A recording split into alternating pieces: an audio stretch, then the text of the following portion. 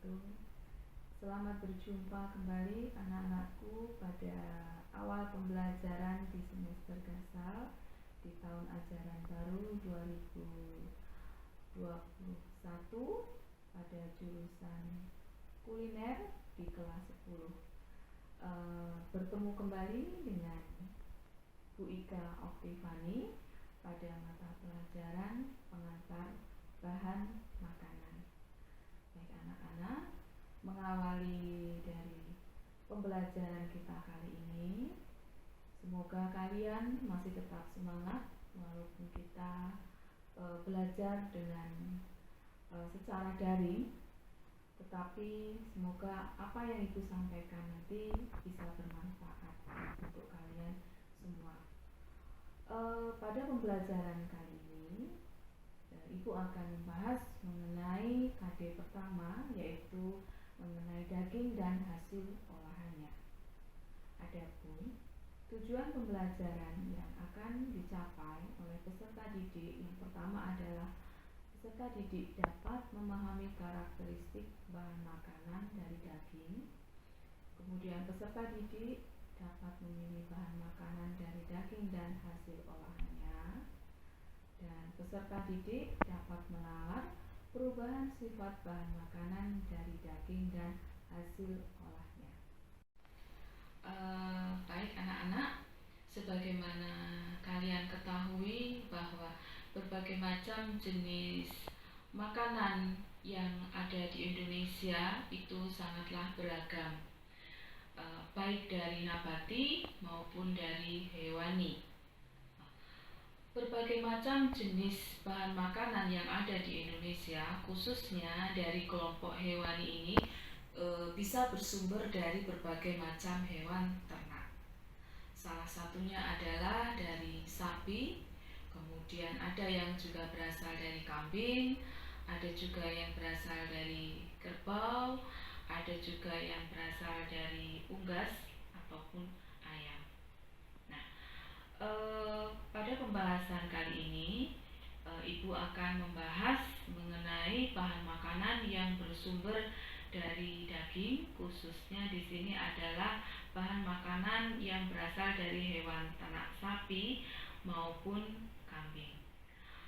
Pada musim lebaran, biasanya banyak sekali kita jumpai ibu-ibu yang memilih berbagai macam jenis daging yang nantinya akan diolah menjadi berbagai macam jenis masakan.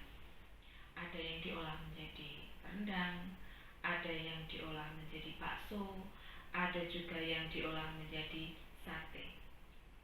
Nah, dalam proses pemilihan bahan baku berupa daging ini tentunya memerlukan ketelitian, kejelian dari ibu-ibu itu untuk memilih jenis daging apa yang lebih cocok nantinya atau lebih tepat nantinya untuk diolah menjadi berbagai macam olahan masakan.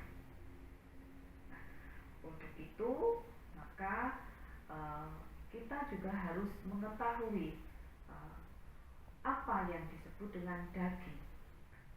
Daging itu merupakan bagian dari otot skeletal dari karkas yang aman dan layak serta lazim dikonsumsi oleh manusia. Dan daging ini dapat berupa daging sapi segar, kemudian juga bisa berupa daging segar yang dingin, ataupun bisa berupa daging beku. Kemudian untuk pengertian dari karkas itu sendiri adalah bagian dari tubuh hewan yang sehat dan telah disembelih secara halal serta telah dikuliti dan sudah dikeluarkan jeroannya. Kepala dan kaki mulai dari tarsus atau karpus bawah serta lemak yang berlebih. Jadi memang ada lemak yang tidak dihilangkan pada proses penyembelihan tersebut. Daging sendiri secara umum memiliki 3 komponen utama. Yang pertama adalah jaringan otot, kemudian jaringan lemak, dan jaringan ikat. Jaringan otot dalam daging bisa sampai 35-65% dari berat karkas, sehingga terasa kenyal-kenyal. Dan jika pengolahan tidak tepat pun nanti akan menjadi keras karena akibat adanya komponen yang terdapat di dalam daging tersebut. Otot melekat pada kerangka, ligamen, tulang rawan, dan kulit. Adapun untuk jaringan otot ini terdiri dari otot lurik, otot polos, dan otot spesial. Otot spesial itu adalah otot yang melekat pada jantung. Nah, serabut otot ini atau jaringan otot ini terdiri dari kumpulan serabut-serabut otot yang di dalamnya terdapat serabut lagi yang disebut dengan miofibril yang dikelilingi oleh sitoplasma dan dilindungi oleh sarkolemma atau dinding sel. Untuk miofibril ini memiliki bagian-bagian tersendiri. Seperti kita bisa lihat pada tayangan PPT ini, ya. Jadi ada 3 macam jenis otot, yaitu otot polos, otot rangka, dan jantung.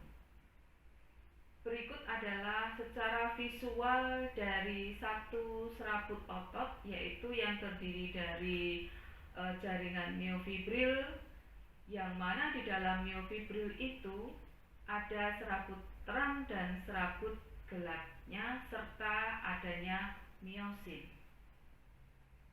Nah, itu adalah jaringan otot. Selanjutnya adalah jaringan lemak. Ya, jaringan lemak ini tidak bisa dipungkiri, di dalam daging itu pasti terdapat lemak-lemaknya. Kita bisa lihat lemak itu terlihat pada warnanya, ya. Jadi pada jaringan otot itu warnanya merah agak kehitaman, pada jaringan lemak itu biasanya warnanya lebih terang, yaitu berwarna putih. Nah, berdasarkan lokasinya di dalam daging, maka jaringan-jaringan lemak ini terklasifikasi menjadi beberapa jenis, antara lain lemak subkutan, lemak intermuskular, dan lemak intraseluler. Bedanya apa? Bedanya adanya lokasinya.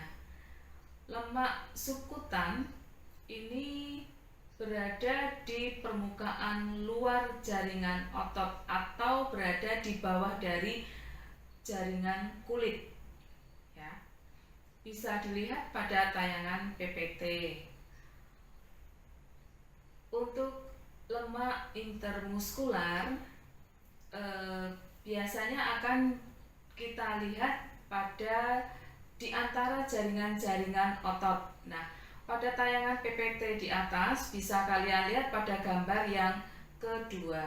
Nah, inter itu biasanya di antara, muskular adalah otot. Berarti lemak ini berada di antara jaringan otot, ya.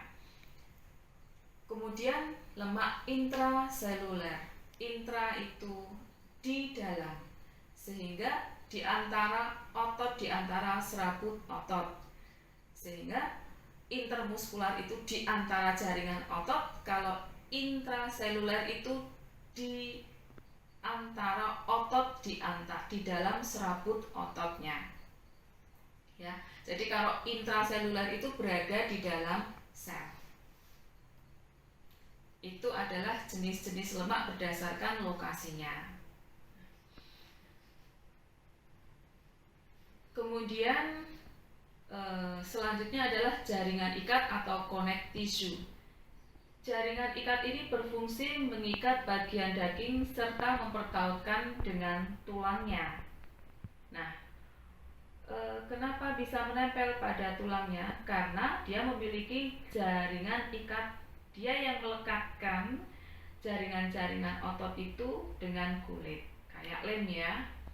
Nah, kenapa dia bisa melekatkan dengan daging dengan tulangnya? Karena dia punya beberapa bagian yang fungsinya memang untuk melekatkan daging tersebut.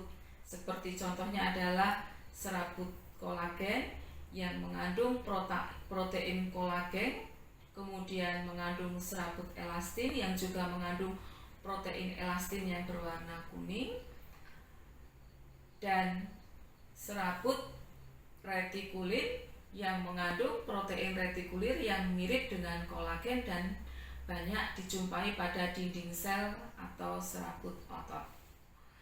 Oke, selanjutnya kita akan melihat komposisi kimia daging. Kita bisa melihat kadar air pada daging itu adalah 65 sampai dengan 75%.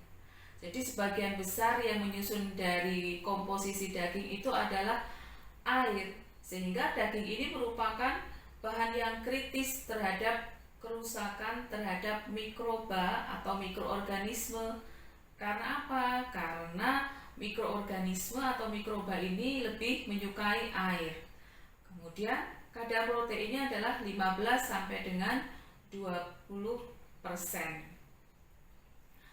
Kemudian untuk lemak yang terkandung dalam komposisi kimia daging sekitar 2 sampai dengan 12%. Kenapa ada sejumlah 2 sampai dengan 12%? Karena lemak ini hanya dapat dijumpai pada beberapa bagian tertentu pada tubuh daging. Ada juga mineral, ada juga karbohidrat, dan ada juga vitamin B kompleks.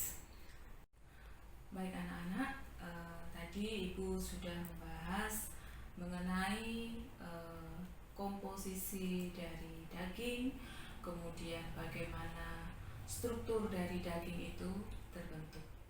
Nah, agar nantinya kalian dalam memilih daging itu tidak keliru, artinya di sini nantinya kalian pasti akan masuk ke dapur untuk melakukan proses pengolahan daging.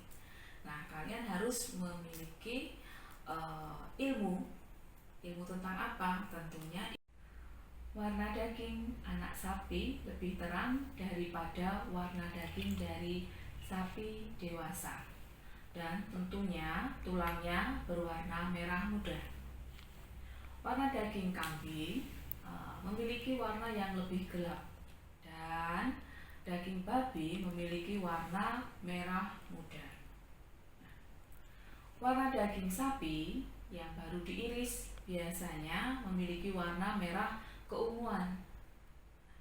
Perubahan warna merah ungu menjadi terang ini biasanya bersifat reversibel atau bisa kembali pada warna semula. Tetapi bila daging tersebut terlalu lama terkena oksigen, warna merah terangnya akan berubah menjadi warna merah kehitaman.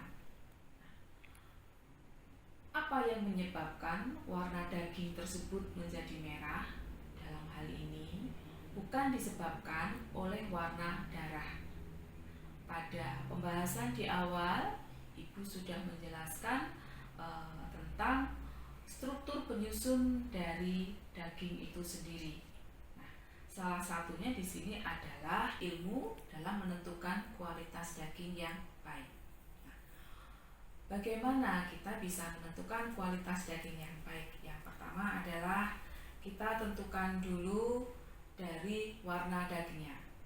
Daging yang masih berwarna fresh dan merah segar itu adalah daging yang dikategorikan ke dalam daging sapi yang baik. Tetapi jika warna daging itu sudah berwarna kehitaman atau berwarna kecoklatan, berarti daging tersebut sudah memiliki usia yang cukup lama, artinya memiliki usia peram yang sudah cukup lama sehingga tidak layak untuk dikonsumsi kembali. Nah, yang kedua adalah kekenyalan daging. daging yang baik adalah daging jika kita tekan dengan menggunakan jari, maka daging tersebut akan kembali ke bentuk semula. Dan biasanya daging yang sudah tidak baik jika ditekan, maka daging tersebut tidak akan kembali pada ukuran semula. Dan biasanya ciri-cirinya daging itu sangat lembek sekali. Yang ketiga adalah daging tersebut memiliki bau yang segar.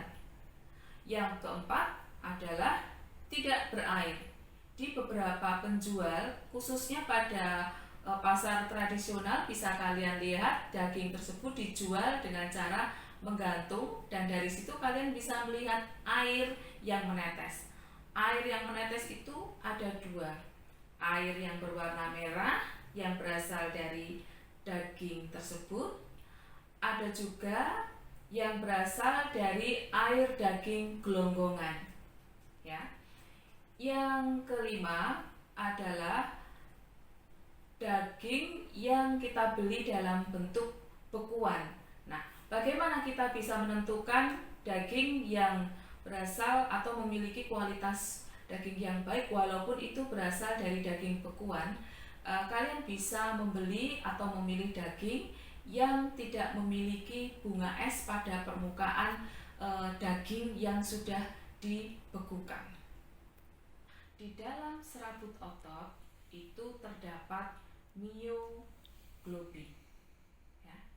Mioglobin merupakan pigmen berwarna merah keunguan yang menentukan warna daging segar. Mioglobin dapat mengalami perubahan bentuk akibat reaksi kimia. Bila mioglobin ini terkena udara, maka pigmen mioglobin akan teroksidasi menjadi oksimioglobin yang menghasilkan warna merah terang. Oksidasi lebih lanjut dari oksimioglobin akan menghasilkan metmioglobin yang berwarna coklat. Baik, berikutnya adalah grafik atau bagan tentang perubahan warna pada daging. Jadi kita perhatikan bersama, daging setelah disembelih dengan 1 jam setelah disembelih, warnanya akan mengalami perubahan. Apa yang terjadi, mengapa dan terjadi perubahan warna tersebut? Nah, awalnya diawali dari berwarna merah ungu karena banyak mengandung mioglobin yang banyak mengikat oksigen. Nah, terjadi oksigenasi paparan udara. Paparan udara ini menjadikan mioglobin menjadi oksimioglobin yang menjadi warna merah cerah, atau yang dikenal dengan reaksi blooming. Sebagian akan teroksidasi menjadi metmioglobin yang berwarna coklat, dan seterusnya akan berubah menjadi warna hijau, sehingga perlu adanya perlakuan pengendalian suhu supaya warna dari daging ini setelah dipotong dari hewan ternak ini akan mampu bertahan. Jadi daging dibiarkan saja pada suhu ruang, yang mana lama-kelamaan daging ini akan berubah warna dari merah menjadi coklat, kemudian menjadi warna yang tidak menarik, dan itu menjadi indikasi bahwa kandungan di dalam daging tersebut sudah berubah dan terdegradasi, bahkan terdegradasi dengan udara dan juga mikroba-mikroba yang sudah berkembang biak di dalam daging tersebut. Jadi hitungannya sangat cepat, bukan hari, tetapi hitungannya adalah dari menit, kemudian jam, di mana mikroba ini akan mengubah komposisi dari struktur daging tersebut. Baik, untuk selanjutnya Ibu akan menjelaskan mengenai perubahan warna daging. Bisa kalian lihat pada bagan yang ditampilkan di depan Ibu.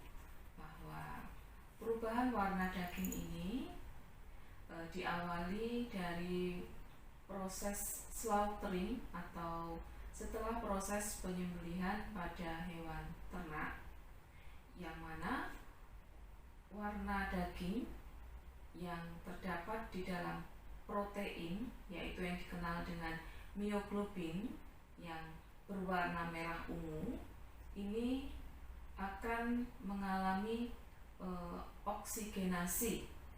Artinya di sini mioglobin akan beroksidasi, mengikat oksigen menjadi oksimioglobin.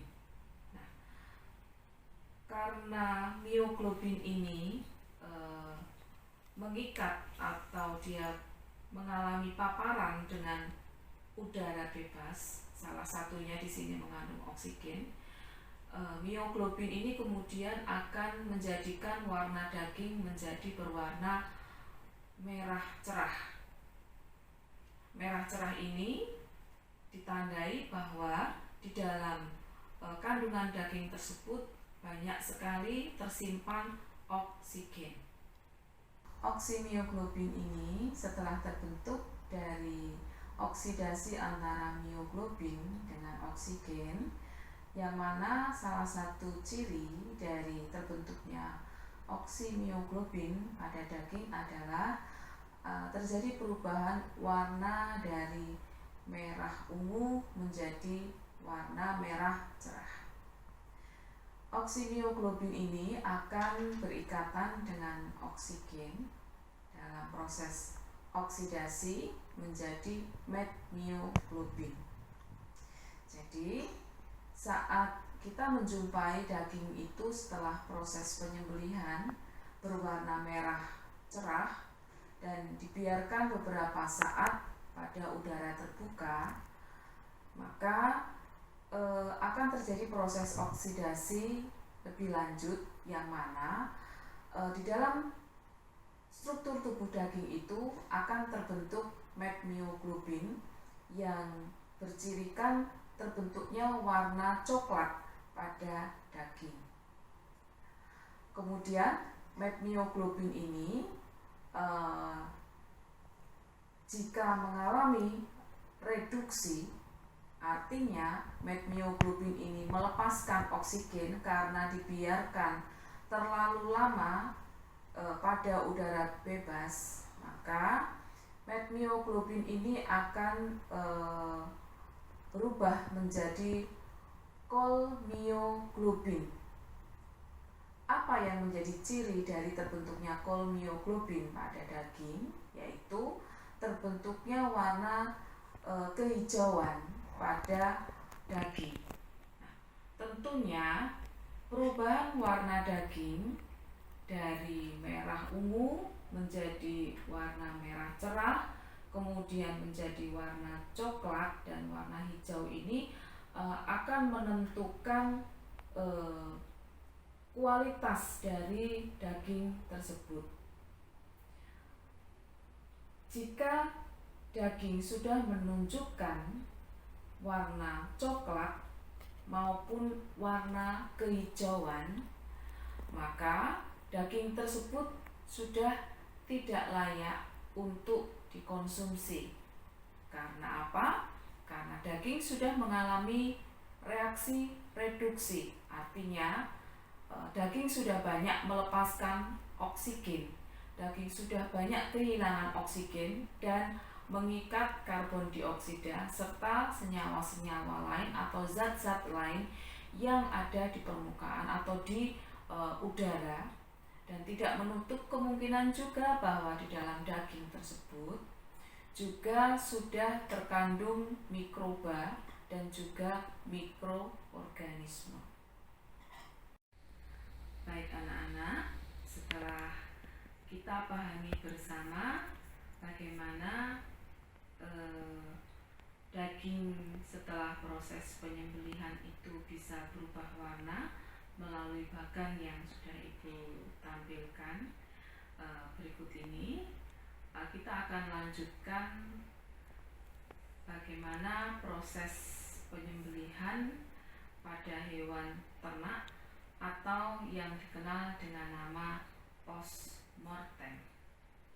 Jadi, setelah penyembelihan atau yang dikenal dengan istilah slaughtering, maka daging itu akan mengalami postmortem. Terdapat perbedaan karakteristik dari daging sebelum penyembelihan atau yang dikenal dengan istilah premortem dengan daging setelah proses penyembelihan atau yang dikenal dengan nama postmortem.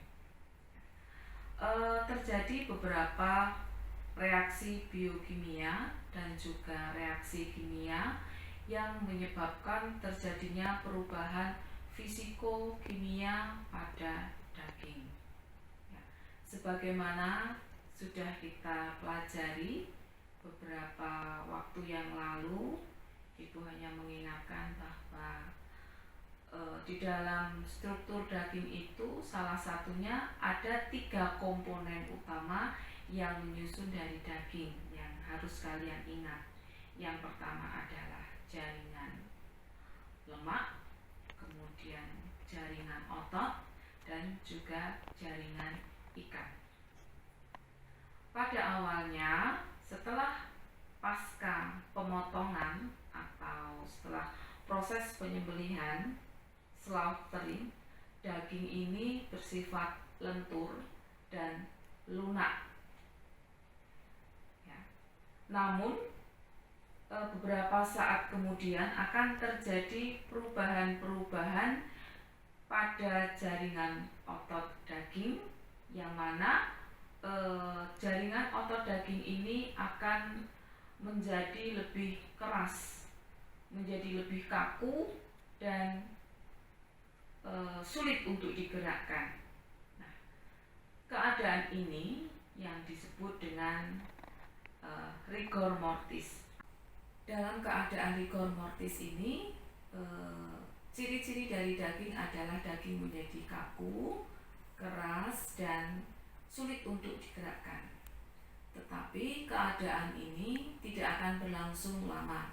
Lambat laun nanti daging ini akan kembali menjadi lunak, lembut, dan menjadi lebih empuk lagi, atau dia akan masuk pada fase pasca rigor. Nah, perubahan-perubahan apa saja yang terjadi selama postmortem atau keadaan di mana setelah proses penyembelihan. Setelah proses penyembelihan, ya, maka sirkulasi darah akan terhenti. Nah, secara tidak langsung menjadikan fungsi darah yang tadinya mengangkut sari-sari makanan dan juga oksigen itu juga akan ikut terhenti. Dengan berhentinya proses sirkulasi darah ini, maka proses respirasi di dalam tubuh hewan setelah proses penyembelihan ini pun juga akan terhenti, yang menjadikan respirasi di dalam tubuh hewan yang masuk pada fase postmortem ini akan mengalami respirasi secara anaerob atau terjadi metabolisme anaerob. Terjadinya metabolisme secara anaerob di dalam tubuh hewan pada fase postmortem ini akan menjadikan produksi asam laktat yang berlebih di dalam daging. Ya. Nah, dengan terbentuknya asam laktat ini, ya, akan menjadikan serangkaian perubahan biokimia dan kimia pada daging. Perubahan-perubahan apa saja yang terjadi di dalam tubuh daging saat terbentuknya asam laktat pada postmortem. Yang pertama adalah terjadinya perubahan pH pada daging. Bisa kalian lihat pada bagian berikut ini ya. Jadi pada saat postmortem ya, terjadi penurunan pH pada daging dikarenakan adanya metabolisme anaerob yang menghasilkan asam laktat pada jaringan otot maupun jaringan ikat pada daging.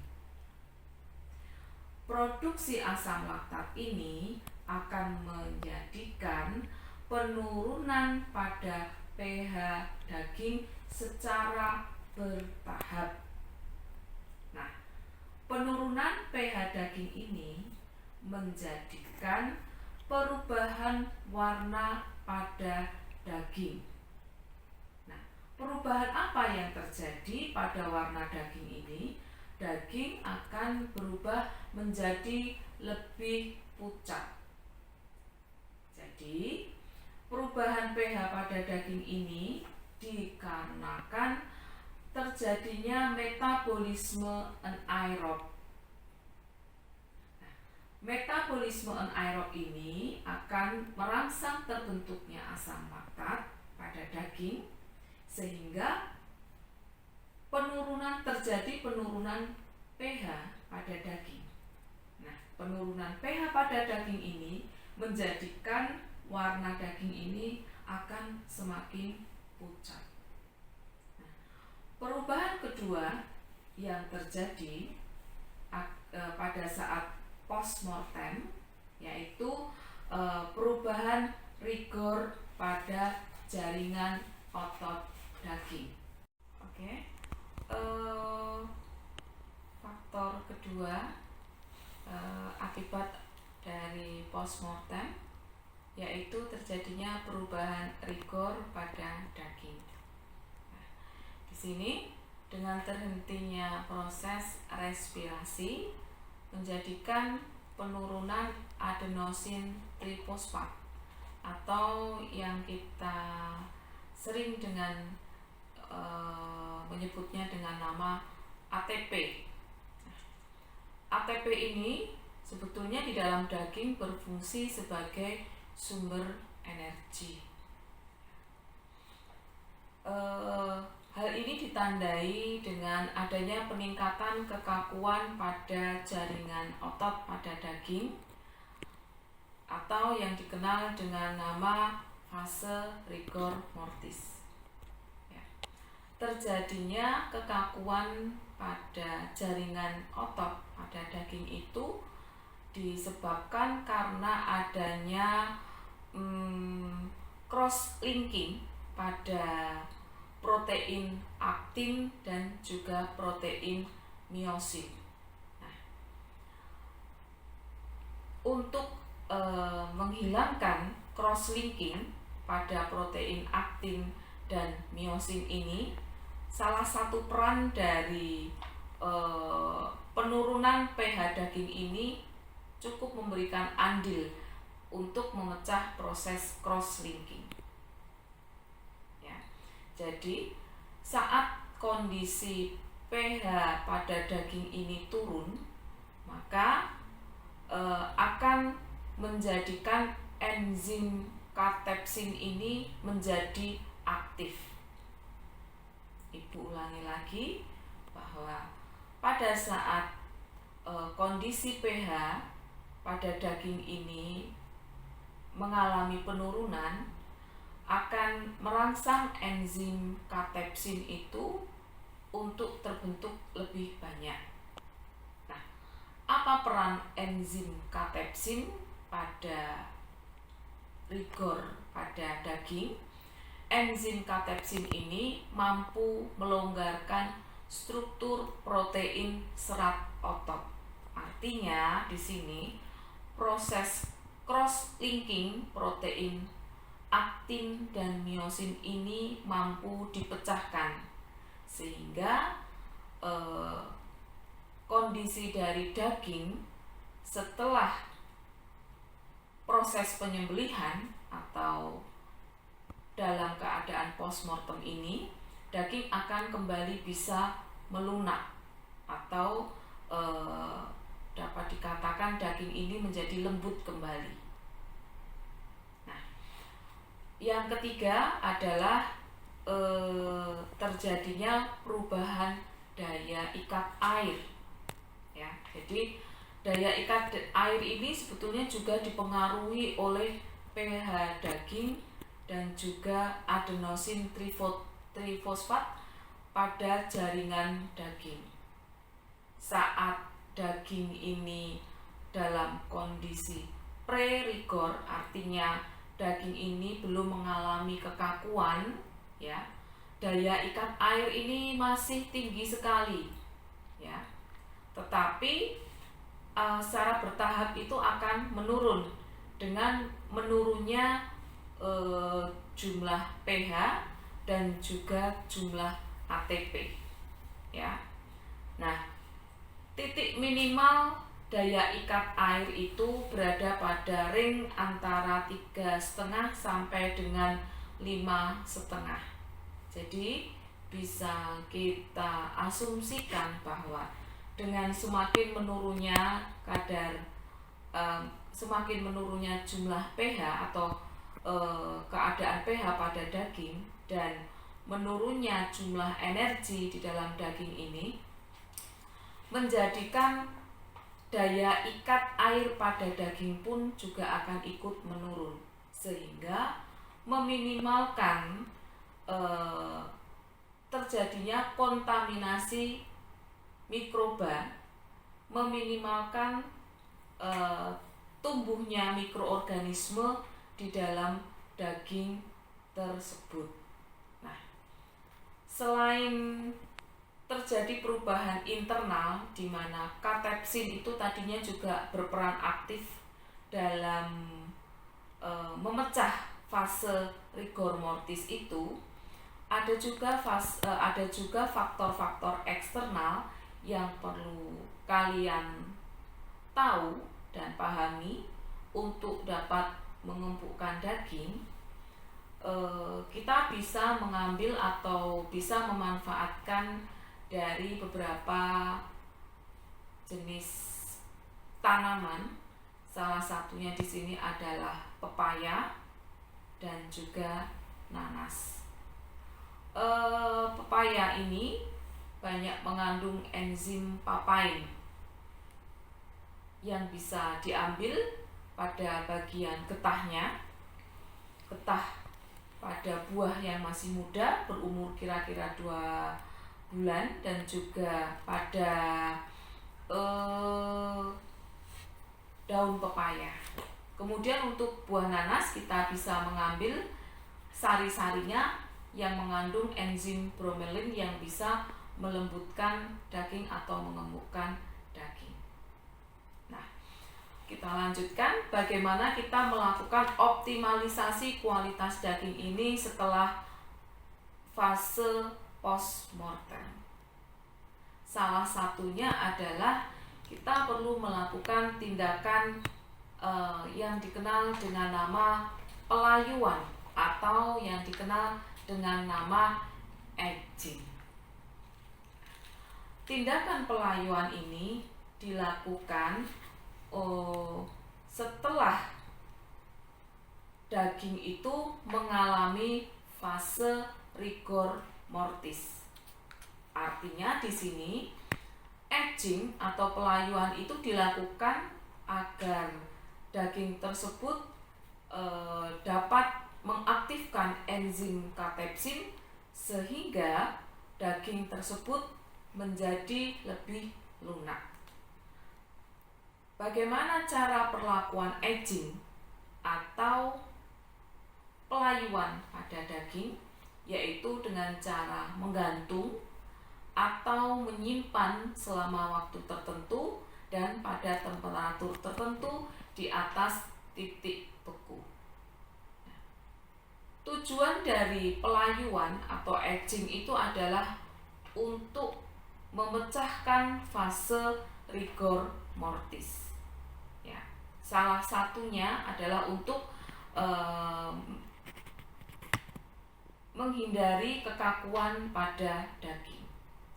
Selain itu juga, tujuan dari pelayuan atau aging itu adalah untuk merangsang terbentuknya asam laktat di dalam tubuh daging. Nah, dengan terbentuknya asam laktat itu nanti menjadikan penurunan pH pada daging, kemudian akan memecah fase rigor pada daging dan menjadikan daging itu menjadi lebih lunak. Kemudian yang kedua adalah tujuan dari aging atau pelayuan itu adalah untuk mengeluarkan darah dari daging tersebut sehingga meminimalkan terjadinya kerusakan akibat adanya pertumbuhan mikroorganisme. Yang ketiga adalah menjadikan lapisan luar dari daging itu menjadi kering. Dan tujuan yang lain adalah untuk memperoleh keempukan daging yang optimum. Baik anak-anak, dari penjelasan Ibu tadi mengenai struktur daging, kemudian bagaimana kita memilih daging yang memiliki kualitas yang baik, kemudian kita bisa menganalisa mengapa daging bisa mengalami perubahan warna dari merah ungu menjadi warna merah cerah, kemudian menjadi warna coklat, kemudian bagaimana kita bisa memperlakukan daging setelah proses penyembelihan atau yang dikenal dengan nama slaughtering dengan melakukan pelayuan atau aging. Semoga kalian bisa mendapatkan ilmu yang bermanfaat pada pertemuan Ibu kali ini. Dan jangan lupa tetap semangat dalam proses pembelajaran daring. Dan jangan lupa pula untuk GC-nya dibuka karena penugasan ada di dalam GC. Akhir kata, wassalamualaikum warahmatullahi wabarakatuh.